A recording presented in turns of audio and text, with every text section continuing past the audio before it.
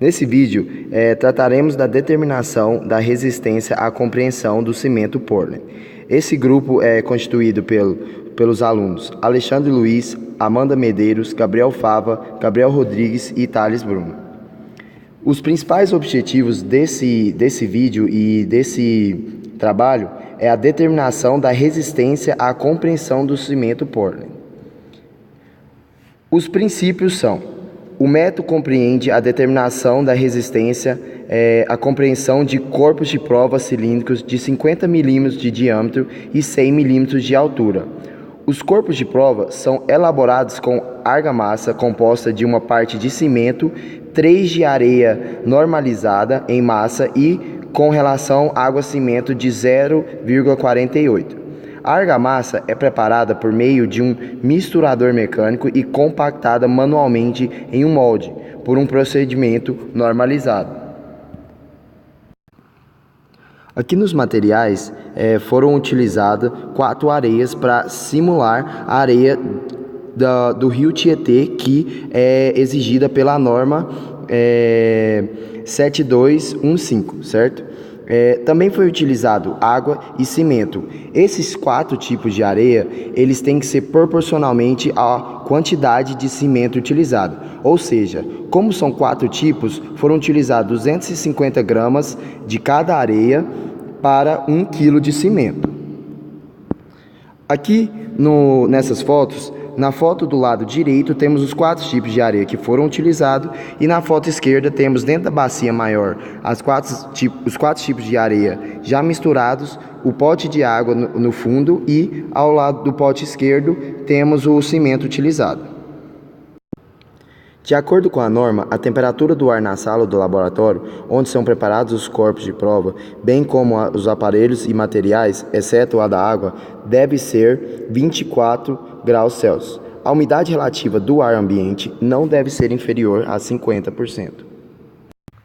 Os procedimentos. As quantidades de materiais a misturar de cada vez são indicadas na tabela ao lado. Misturar mecanicamente. Executou-se a mistura mecanicamente, colocando inicialmente na cuba toda a quantidade de água e adicionando cimento. A mistura destes materiais deve ser feita com o misturador na velocidade baixa durante 30 segundos. Após esse tempo, e sem paralisar a operação de mistura, inicia-se a colocação da areia.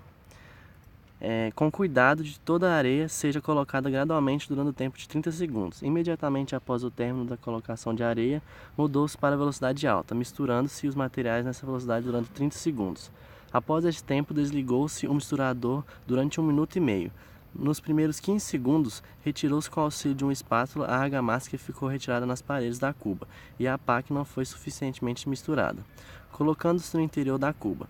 Durante o tempo restante, no caso 1 minuto e 15 segundos, a argamassa deve ficar em repouso na cuba, coberta com pano limpo e úmido. Imediatamente após esse intervalo, ligou-se o misturador na velocidade alta, por mais 1 minuto. Deve-se registrar a hora em que o cimento é posto em contato com a água da mistura. O enchimento dos moldes. A moldagem dos corpos de prova foi feita imediatamente após o amaciamento e com a maior rapidez possível. Para tanto, foi necessário que o recipiente que contém a argamassa esteja junto aos moldes durante o adensamento.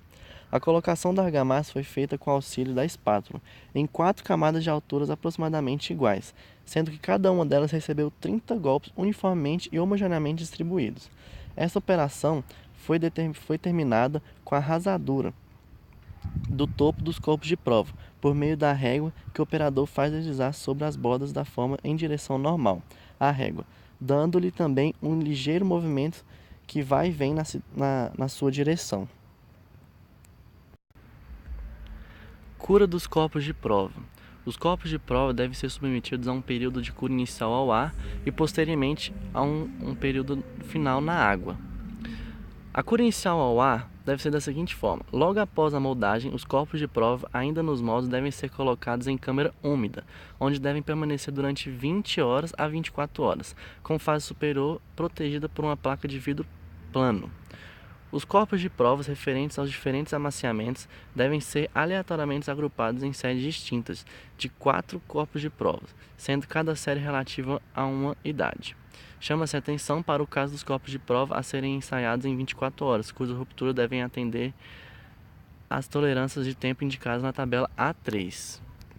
Já a cura final na água deve ser da seguinte maneira: terminado o período inicial de cura, os corpos de prova devem ser retirados das formas, indicando-os, exceto aqueles que tenham sido rompidos com 24 horas de idade. Devem ser imersos separados entre si no tanque de água saturada de cal da câmara úmida, onde devem permanecer até o momento do ensaio. A água dos tanques da câmara úmida deve ser renovada com frequência, pelo menos quinzenalmente, desde que são retirados da câmara úmida até o instante do ensaio da compreensão. Os copos de prova devem ser protegidos de maneira que toda a superfície exterior permaneça úmida. Nessa foto mostra que a gente usou o misturador mecânico para conseguir fazer a argamassa do jeito que foi explicado anteriormente, os procedimentos. Nessa outra foto mostra a gente vedando os moldes com um óleo mineral e aplicando a argamassa dentro dos moldes.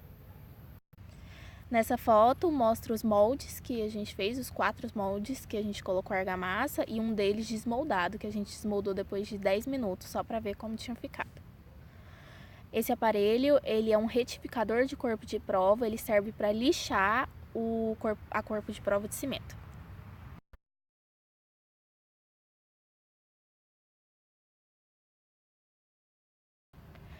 Nessa primeira foto tem a foto dos 3 moldes, o primeiro que a gente tinha acabado de desmoldar, o segundo que já tinha passado pelo processo de retificação do corpo de prova e o terceiro que sofreu o processo de capeamento.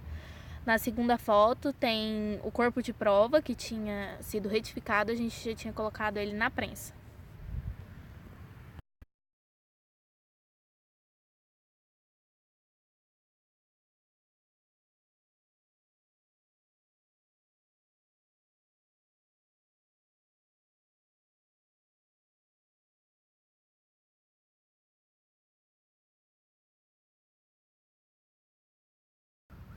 Os resultados, ele calcula que você tem que calcular o resultado da resistência daquele corpo de prova. A gente calcula utilizando que a fórmula força sobre área, que é a força exercida em cima do corpo de prova na prensa sobre a área do corpo de prova, do cilindro.